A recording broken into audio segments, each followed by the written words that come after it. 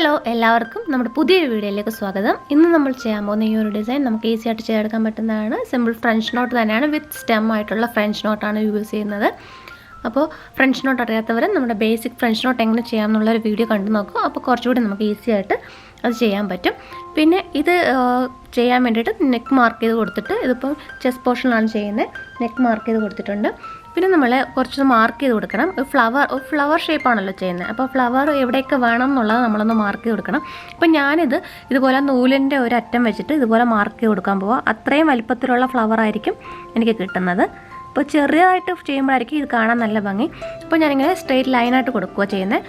അപ്പോൾ ഒരു നാലെണ്ണം ഇങ്ങനെ കൊടുക്കുക.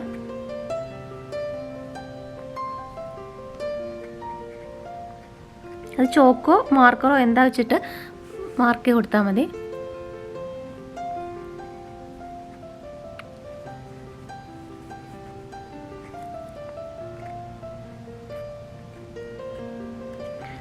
അടുത്ത് ചെയ്യുമ്പോൾ ഒരെണ്ണം കൂടി കൂട്ടി കൊടുക്കുക, ഒരു 5 എണ്ണം വെച്ച് കൊടുക്കുക ചെയ്യുന്നത്. അങ്ങനെ ചെയ്യുമ്പോഴായിരിക്കും കാണാൻ നല്ല ഭംഗിയായിരിക്കും. ഇങ്ങനെ തന്നെ വേണമെന്നില്ല, വേറെ ഏതെങ്കിലും പാറ്റേൺ ആയാലും ഫോളോ ചെയ്യാം. അപ്പോൾ ഇതുപോലെ ഇങ്ങനെ കംപ്ലീറ്റ് ചെയ്യാം. അപ്പോൾ ഈ ഫ്ലവർ എങ്ങനെയാണ് ചെയ്യുന്നതെന്ന് നോക്കാം. അതിനായിട്ട് നമ്മൾ ഫ്രഞ്ച് നോട്ട് വിത്ത് സ്റ്റെമ്മാണ് യൂസ് ചെയ്യുന്നത്. ഇപ്പോൾ ഞാൻ സർക്കിൾസ് വരച്ച് കൊടുത്തു എല്ലാം. ഇനി നമുക്ക് ഒരെണ്ണം ചെയ്ത് കാണിക്കാം അതെങ്ങനെ ചെയ്യുന്നതെന്ന്. അടുത്തായിട്ട് നമുക്ക് ഇവിടെ ഒരെണ്ണം ചെയ്യാം. ഇത് നടുക്കായിട്ട് ഇതുപോലെ കുത്തിയെടുക്കാം.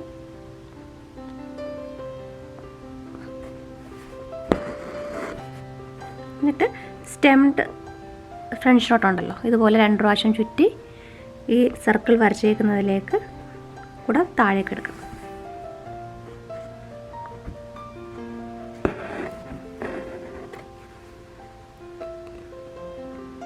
അങ്ങനെ ഈ സർക്കിൾ ഫുൾ കംപ്ലീറ്റ് ചെയ്യാം.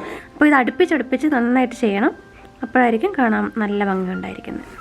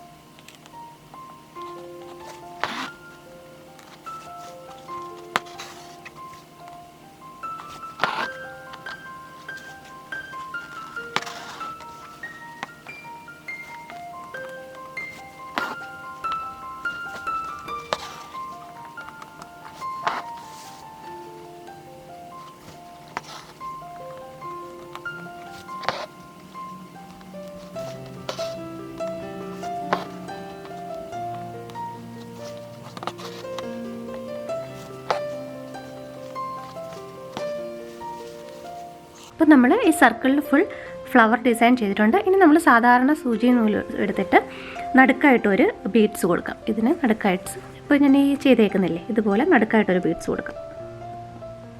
അത് കുറച്ച് വലിയ ബീഡ്സാണ് കൊടുക്കുന്നത്. ചെറിയ ബീഡ്സ് താഴേക്ക് കൊടുക്കാം, ലീവ്സ് പോലെ താഴെ ചെറിയ ബീഡ്സ് കൊടുക്കാം. മറ്റത് വലിയ ബീഡ്സ് കൊടുക്കാം.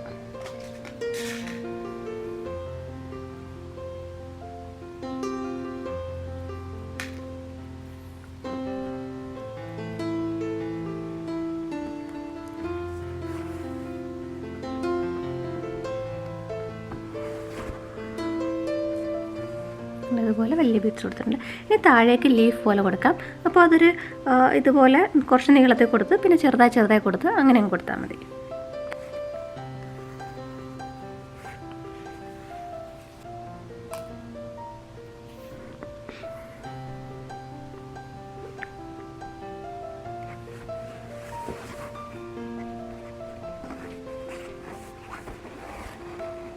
അതുപോലെ തന്നെ 2 സൈഡിലേക്കും 2 എണ്ണം വെച്ച് കൊടുക്കാം. അത് കുറച്ച് താഴേക്ക് കൊടുത്താൽ മതി. ഇതേ ലെവലിൽ തന്നെയല്ല, കുറച്ച് താഴേക്ക് എടുത്തിട്ട്. അപ്പോൾ ബീഡ്സിൻ്റെ എണ്ണം കുറവായിരിക്കും കൊടുക്കേണ്ടത്.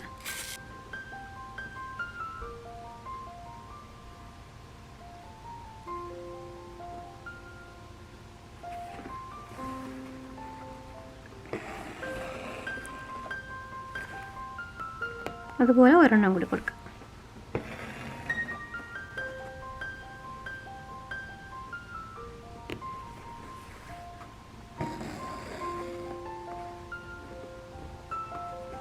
അതുപോലെ ഇപ്പുറത്തെ സൈഡിലേക്കും അതുപോലെ തന്നെ കൊടുക്കാം.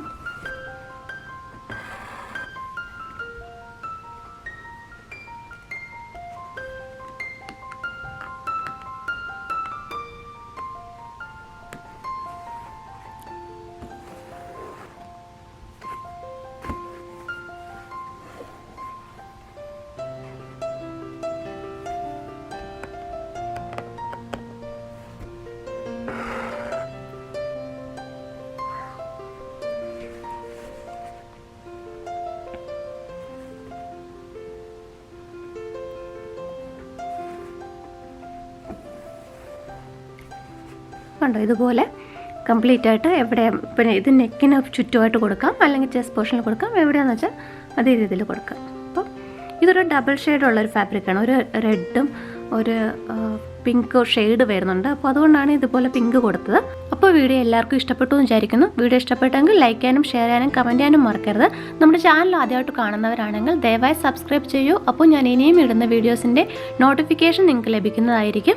വീണ്ടും മറ്റൊരു വീഡിയോ ആയിട്ട് കാണാം. നിങ്ങളുടെ സജഷൻസ് ഒക്കെ നമ്മുടെ കമൻറ്റ് ബോക്സിൽ അറിയിക്കുക കേട്ടോ. അപ്പോൾ നിങ്ങൾക്ക് ചെയ്ത് കാണാൻ ഇഷ്ടപ്പെട്ട ഡിസൈൻസും ഒക്കെ കമൻറ്റ് ബോക്സിൽ അറിയിച്ചാൽ എന്നെക്കൊണ്ട് പറ്റുന്നതാണെങ്കിൽ ചെയ്യാം. അപ്പോൾ വീണ്ടും മറ്റൊരു വീഡിയോ ആയിട്ട് കാണാം. Thanks for watching.